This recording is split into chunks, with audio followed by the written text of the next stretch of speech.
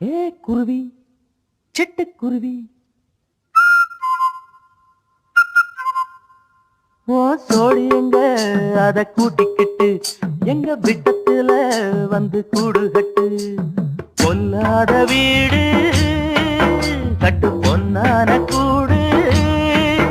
இப்ப பொண்டாட்டி இல்ல வந்து எங்கூட பாடு குருவி சிட்டுக்குருவி ஏ குருவி ஐயா உள்ளத்துல நல்ல அன்பு இருக்கு ஆனா வீட்டுக்குள்ள கொஞ்சம் வம்பு இருக்கு பொண்டாட்டிகாரி